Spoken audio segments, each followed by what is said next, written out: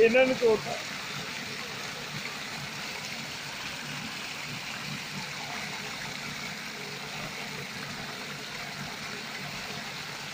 तो 1 2 3 4 5 6 7 8 9 10 11 12 13 14 15 16 17 18 19 20 22 23 24 25 26 27